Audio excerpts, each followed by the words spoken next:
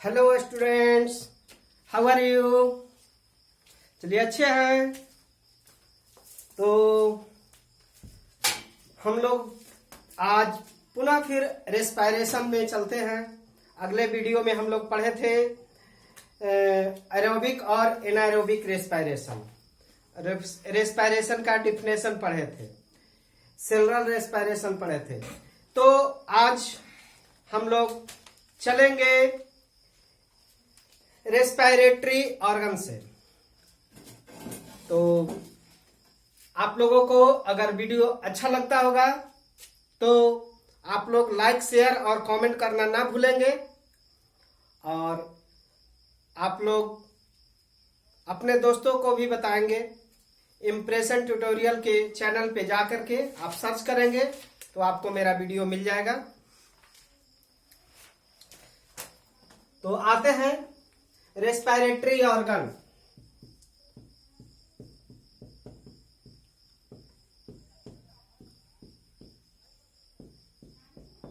Respiratory organ क्या है? तो रेस्पिरेटरी यानी श्वसन अंग, जिससे हम लोग श्वास लेते हैं या लिविंग थिंग श्वास लेते हैं। जैसे मनुष्य किससे श्वास लेता है, पेड़ पौधे कैसे श्वास लेते हैं, कौन सा अंग से श्वास लेते हैं, कीड़े मकोड़े कौन सा अंग से श्वास लेते हैं, मेढक कैसे श्वास लेता है, मछली किस अंग से श्वास लेता है। तो आते हैं हम लोग देखते हैं। तो सबसे पहले हम लोग आते हैं लंग्स।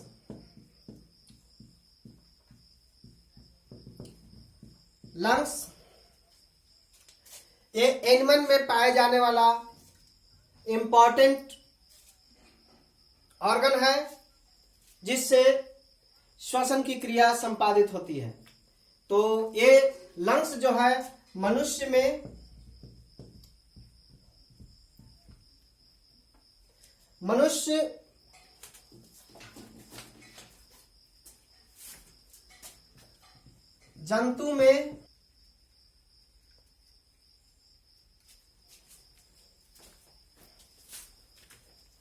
जंतु में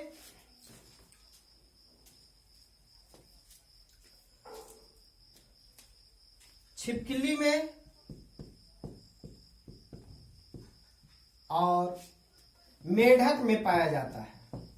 मेढक जब धरती पर रहता है तो वह श्वसन की क्रिया लंग्स के माध्यम से करता है। दूसरा है आपका गिल्स। गिल्स बहुत ही महत्वपूर्ण और विशेष प्रकार का रेस्पिरेटरी ऑर्गन है, जो जल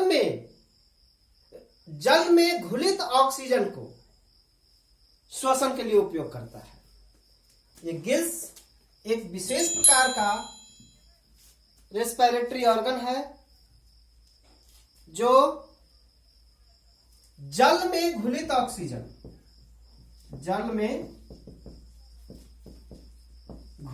ऑक्सीजन को श्वसन के लिए प्रयोग करता है। यह गिल्स जो है मछलियों में पाया जाता है।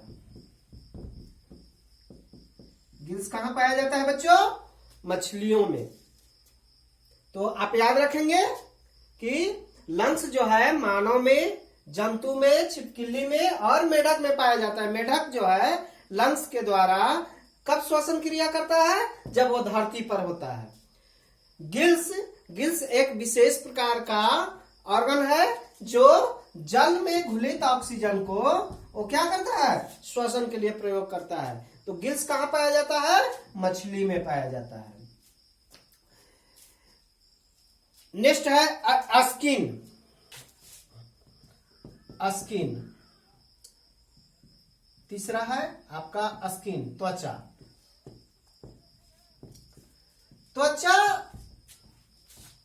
के द्वारा विसरण क्रिया से श्वसन होता है। स्किन जो है विसरण क्रिया के द्वारा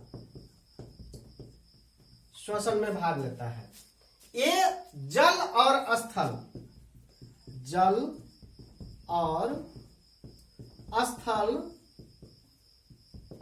दोनों पर कारगर होता है, जल और स्थल दोनों ही जगह पे कारगर होता है। कौन? स्किन। इसमें खास करके कॉकरोच नहीं, केचुआ और मेढक में, केचुआ और मेढक जब जल में रहते हैं, जब जल में मेढक रहते हैं तो स्किन के द्वारा श्वसन की क्रिया करते हैं।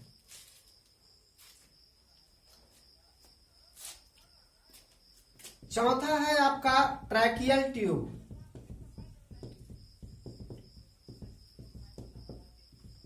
ट्रैकियल ट्यूब, तो ट्रैकियल ट्यूब एक विशेष प्रकार के ऑर्गन है। ये सिलिंड्रिकल होता है, ये लंबी नलिका है, एक लंबी नालिका है जिसमें हवा भरी होती है, और ये जो है इसका एक छोर बाहर की ओर होता है और दूसरा छोर टिश्यू यानी कि उत्तक से जुड़े होते हैं। इसका दूसरा छोर कहां जुड़े होते हैं? उत्तक से। और पहला छोर कहां जुड़े होते हैं? बाहर, जहां से श्वसन की क्रिया हो, यानी ऑक्सीजन का आना और जाना होता है, यानी कि हवा निकलते हैं और इन होते हैं और आउट होते हैं। तो ये विशेष प्रकार का अंग है। ये खास करके कीड़े मकोड़े एक पाए जाते हैं, कीड़े मकोड़े,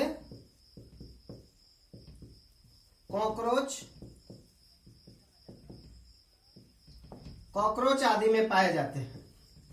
तो ये ट्रैकियल ट्यूब है। और है एक है आपका स्टोमेटा। तो हम समझते होंगे कि यहां तक आप लोगों को समझ में आया होगा कि कौन सा अंग किस प्रकार के लिविंग थिंग्स के लिए जरूरी होता है और कौन सा लिविंग थिंग्स कौन सा अंग से श्वसन की क्रिया करते हैं। एक है आपका, पांचवा है आपका स्टोमेटा। स्टोमेटा प्लांट में पाए जाते हैं। प्लांट्स के लीफ के ऊपर जो छिद्र होते हैं, लिप्स के यानी प्लांट के जो पत्ती होते हैं उसमें छोटे छोटे बहुत सारे छिद्र होते हैं, उस छिद्र को स्टोमेटा कहते हैं। उसी स्टोमेटा से विसरण क्रिया द्वारा गैस का आदान प्रदान होता है। विसरण क्रिया द्वारा गैस का आदान प्रदान होता है। तो ये किसमें, स्टोमेटा किसमें होते हैं? प्लांट्स में होते हैं। प्लांट्स के कहां उपस्थित होते हैं? लीफ में। लीफ में छोटे छोटे छिद्र होते हैं, उसी छिद्र से ये क्या करते हैं? गैसों का आदान प्रदान करते हैं। तो यहाँ पे भी विसरण क्रिया द्वारा गैसों का आदान प्रदान होता है। तो ये है आप लोग का रेस्पिरेटरी ऑर्गन। अब हम लोग चलते हैं ह्यूमन रेस्पिरेटरी सिस्टम में। Human respiratory system,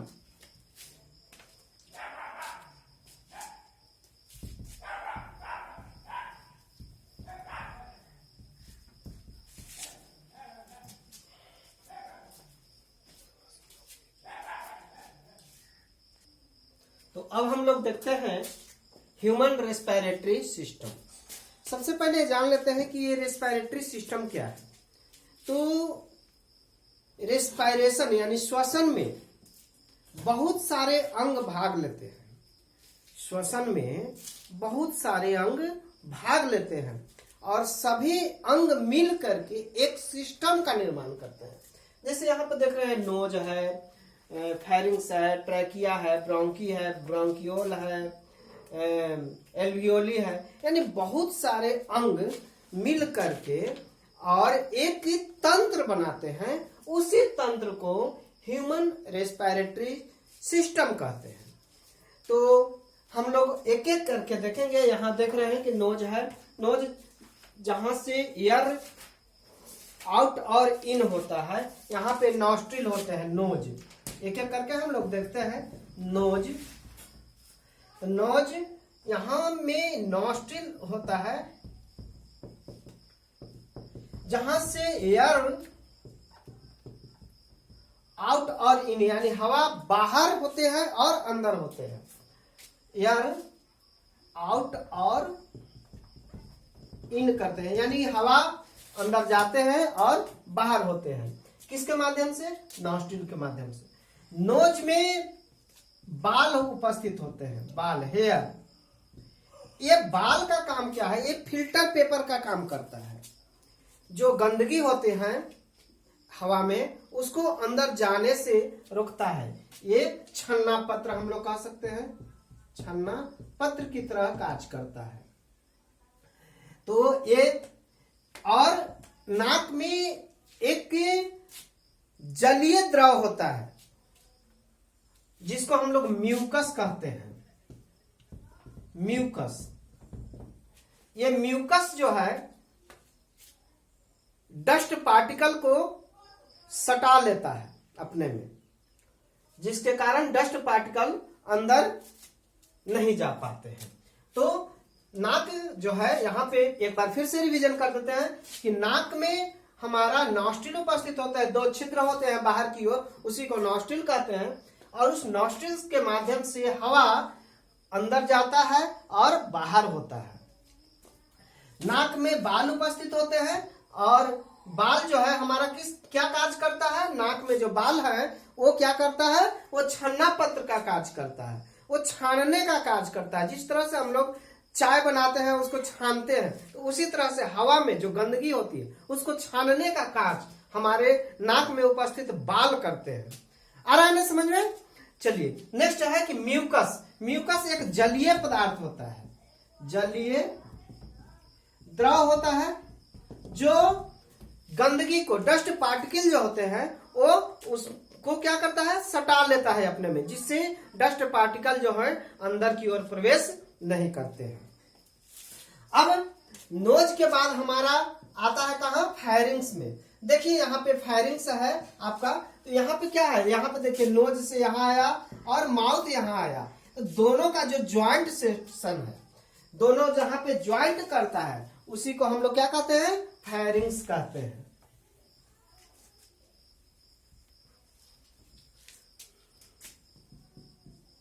firings, firings ये जहां पर नोज और माउथ, नोज और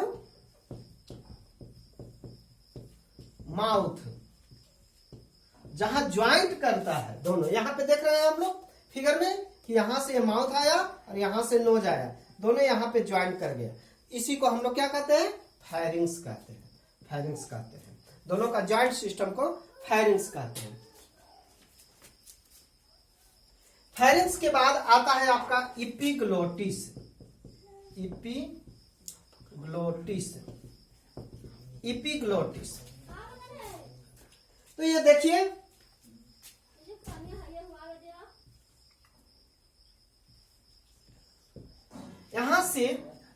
यहां से माउथ के ऊपर जो है, माउथ, फायरिंग्स के नीचे एक पतली सी छिद्र होती है। इस पतली सी छिद्र को बोलते हैं ग्लोटिस। इस पतली सी छिद्र को क्या बोलते हैं? ग्लोटिस बोलते हैं। अरे समझ में? फायरिंग्स के नीचे एक पतली सी छिद्र होती है, उस छिद्र को हम लोग क्या कहते हैं? ग्लोटिस। ग्लोटिस। यहाँ पे ये देख रहे हैं, ये जो है आपका विंड पाइप है, और ये जो है आपका फूड पाइप है। यहीं से अलग होता है दोनों। विंड पाइप है और फूड पाइप है, तो यहीं से दोनों अलग होता है। यहां पर ये ग्लोटिस के ऊपर एक पतली झिल्ली होती है जो ग्लोटिस को ढकता है। इस तरह से हम लोग ढक्कन, घाटी का ढक्कन भी इसको हिंदी में इपिग्लोटिस को घाटी का ढक्कन कहते हैं। घाटी का ढक्कन। यही जो है ग्लोटिस को ढकने का कार्य करता है, या फिर हम लोग को फूड पाइप है उसको ढकने का कार्य करता है। जब हम लोग भोजन करते हैं तो कभी कभी देखते होंगे कि सड़क जाता है, हम लोग देहात के भाषा में कहते हैं कि सड़क गया, कहते हैं ना कि सड़क गया, तो वो सड़कता क्या है, तो यहाँ पे इस ढक्कन जो है, ये ढक्कन जो है अटक जाता है, फूड पार्टिकल्स के जो है इसको अलगा करके रखते हैं।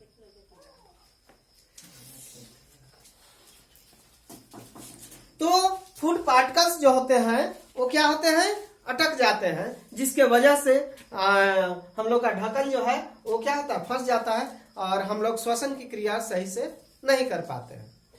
तो ये ग्लोटिस जो ऊपर से ढका रहता है, इसी को हम लोग क्या कहते हैं, इसी ढक्कन को हम लोग कहते हैं इपीग्लोटिस। इपीग्लोटिस कहते हैं। अब हम लोग चलते हैं विंड पाइप या ट्रैकिया में। यहां इपीग्लोटिस हुआ, उसके नीचे आ गया आपका ट्रैकिया या विंड पाइप। तो ये विंड पाइप देख रहे हैं, एक लंबी नली है, इसमें अर्धवलयाकार सी आकार का बहुत सारे रिंग उपस्थित है। इसकी संख्या लगभग 12 से 15 होती है।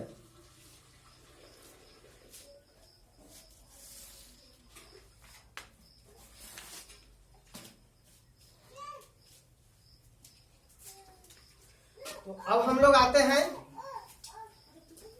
ट्रैकिया या विंड पाइप में।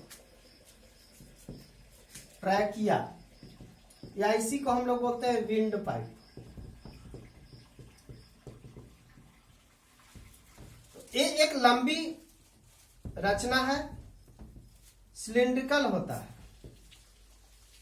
जो आपका इपीग्लोटिस, इसके ऊपर जो होता है ग्लोटिस होता है, यहां पे ग्लोटिस।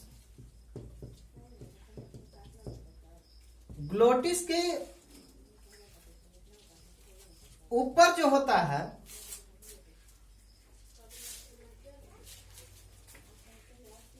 तो ये जो है ग्लोटिस है, और ग्लोटिस के ऊपर ये आपका ग्लोटिस है।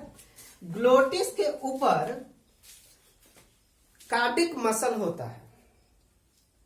ग्लोटिस के ऊपर कार्डिक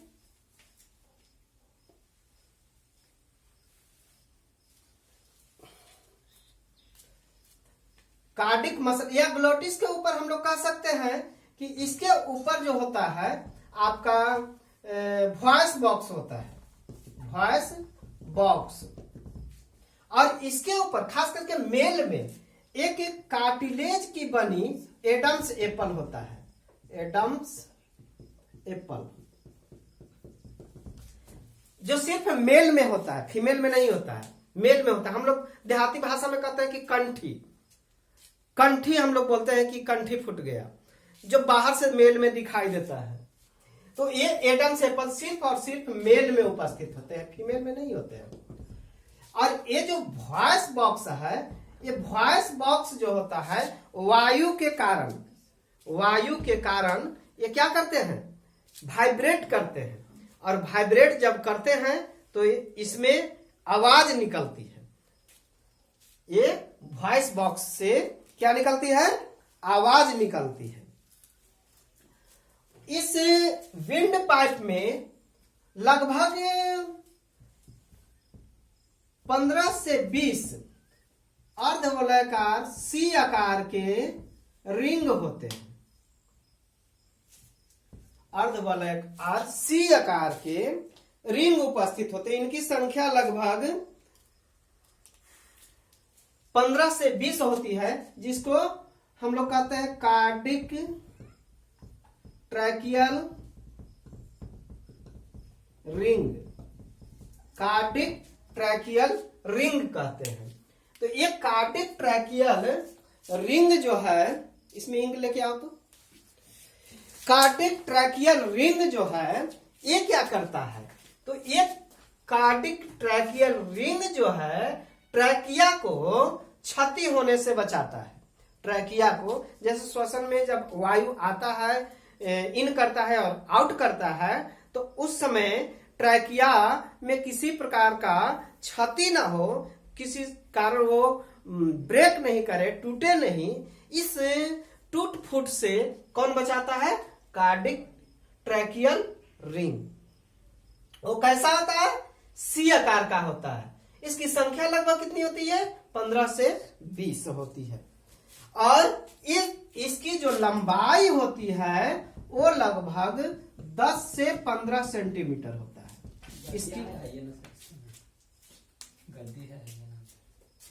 इसकी संख्या लगभग 15 से 20 होती है। इसकी संख्या कितनी होती है? 15 से 20 होती है। तो ये कार्डिक ट्रैकियल रिंग क्या करता है? ये जो कार्डिक है यानी ट्रैकिया है, इसको क्षति होने से बचाता है। अब जो है ट्रैकिया आगे चल करके 2 भागों में विभाजित हो जाता है। एक ट्रैकिया जो है आगे चल करके 2 भागों में विभाजित हो जाता है, जिसको ब्रोंकी कहते हैं। ब्रोंकी कहते हैं। तो ये देखिए, यह है आपका ब्रोंकी। आगे आप चल करके 2 भाग में विभाजित हो गया। तो इसको हम लोग लंग्स के अंतर्गत पढ़ लेंगे। तो अगला हम लोग ये आते हैं लंग्स। लंग्स देख रहे हैं हम लोग।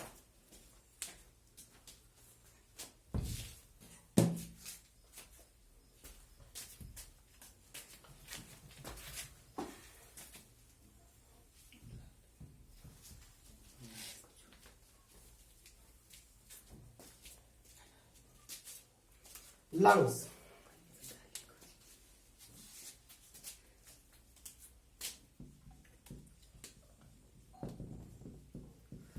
लंग्स देख रहे हैं हम लोग। लंग्स, तो लंग्स जो होता है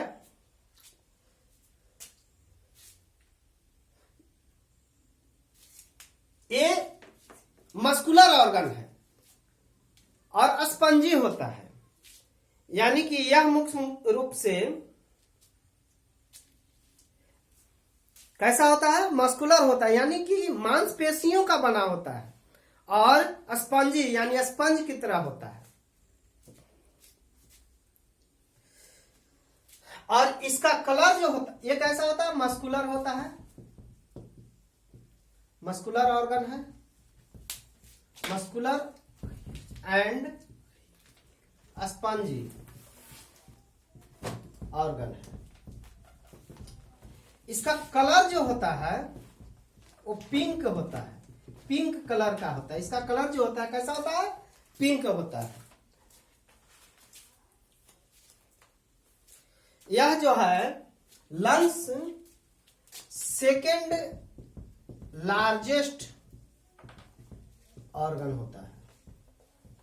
सेकेंड लार्जेस्ट यानी द्वितीय सबसे बड़ी ऑर्गन होता है। बॉडी का द्वितीय सबसे बड़ी ऑर्गन कौन है? लंग्स होता है। फर्स्ट सबसे बड़ी ऑर्गन कौन है? याद है आप लोग को? बताए थे फर्स्ट सबसे बड़ी ऑर्गन जो होता है, प्रथम बड़ी ऑर्गन, वो लीवर होता है। तो लीवर यानी तो वो जो है सबसे बड़ी ऑर्गन होता है लीवर। दूसरी सबसे बड़ी ऑर्गन मानव का है, वो है आपका लंग्स। इसका वजन लगभग 1.3 kg होता है। वजन, वेट कितना होता है इसका? लगभग 1.3 kg इसका वजन होता है। ये बाहर से एक पतली मेम्ब्रेन से घिरा होता है, जिसको प्लूरल मेम्ब्रेन कहते हैं। Pleural membrane. ये प्लूरल मेम्ब्रेन इसको क्या करता है? बाहरी से ये जो गति करता है, जब लंग्स गति करता है तो उससे क्षति होने से बचाता है। प्लूरल मेम्ब्रेन से घिरा होता है।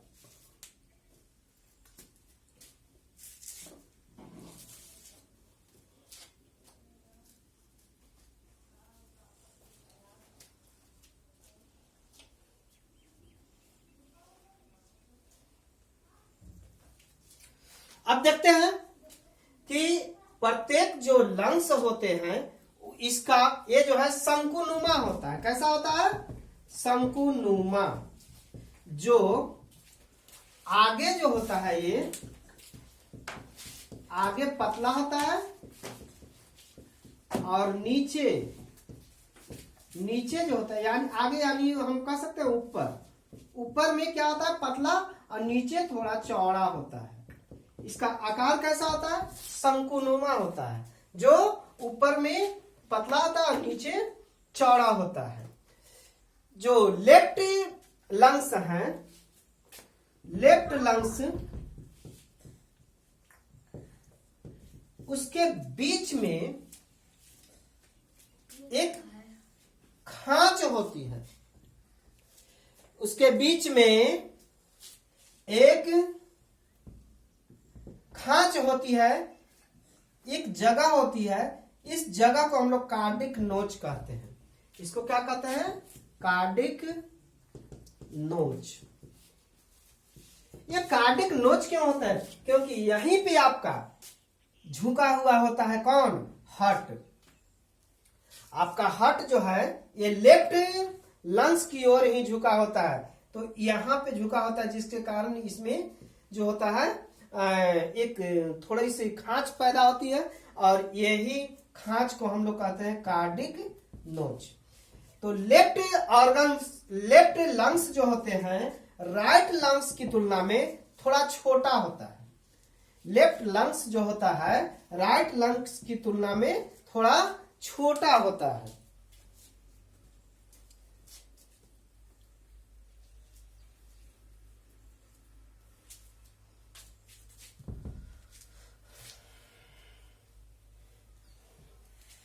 और दोनों लंग्स के बीच में जो ये जगह है, दोनों लंग्स के बीच में जो जगह है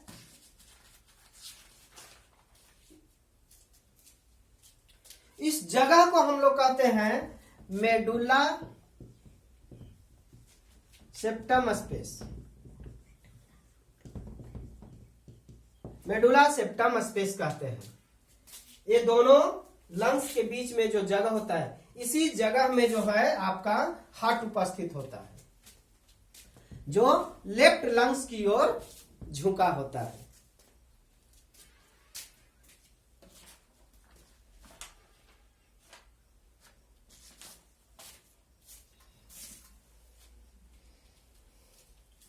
अब हम लोग देख रहे हैं कि ट्रैकिया जो है लंग्स में जो आ रहा है ट्रैकिया वो किसमें विभाजित हो रहा है? ब्रोंकी में।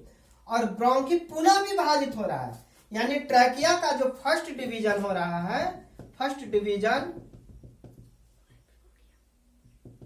वो किसमें हो रहा है? ब्रोंकी में। ब्रोंकी में। और ब्रोंकी का पुनः जो डिवीजन हो रहा है ये पुनः डिवाइड कर जा रहा है। इसको हम लोग कहते हैं ब्रोंकियोल। सेकेंड डिवीजन को हम लोग क्या कहते हैं? ब्रोंकियोल। ये प्रत्येक लंग्स में इसकी संख्या लगभग 2 से 11 की ओर होता है। लगभग कितना होता है? 2 से 11 होता है प्रत्येक लंग्स में ब्रोंकियोल की संख्या। यानी ब्रोंकियोल क्या है? ट्रैकिया का सेकेंड डिवीजन है। इस ट्रैकिया का सेकेंड डिवीजन जो हो रहा है तो इसको हम लोग ब्रोंकियोल कहते हैं। और ब्रोंकियोल पुनः डिवाइड होकर के एक पुट्टिका की तरह बनाता है, एक अंगूर के गुच्छे की तरह बनाता है। यानी कि ट्रैकिया का जो थर्ड डिवीजन है, थर्ड डिवीजन से वो बनता है एल्वियोली, जिसको हिंदी में हम लोग पुट्टिका कहते हैं। तो अब हम लोग चलेंगे एल्वियोली की ओर। एल्वियोली का कार्य क्या है?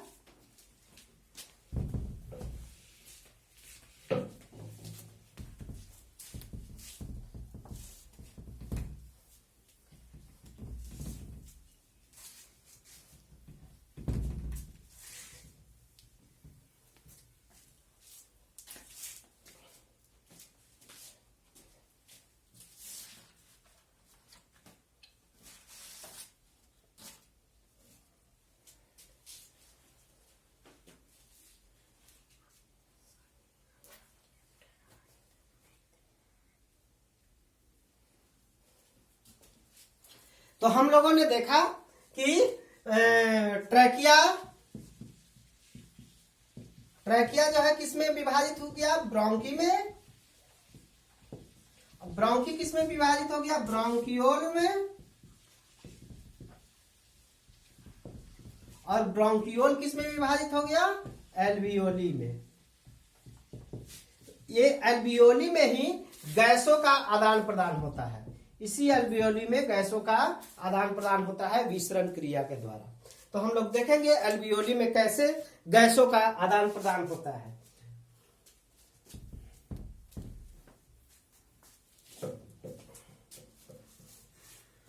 तो ये एल्वियोली जो है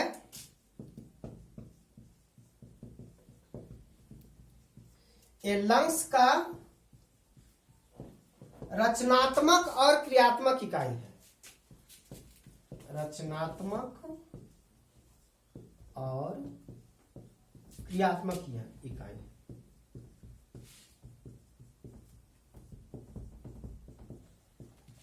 लंग्स जो है, लंग्स का रचनात्मक और क्रियात्मक इकाई कौन है, alveoli. Structural and functional unit of lungs is called alveoli. इसकी संख्या लगभग प्रत्येक मनुष्य के लंग्स में लगभग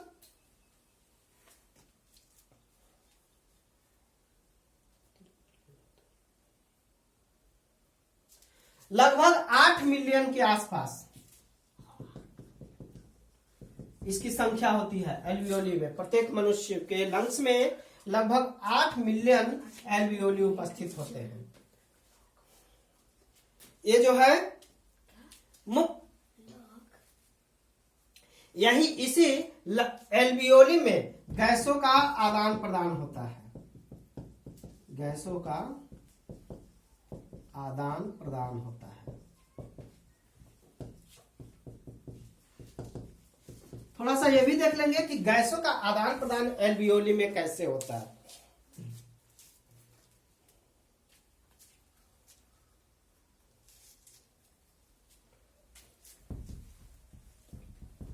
तो हम लोग जानते हैं कि गैसों का आदान प्रदान जो होता है एल्वियोली में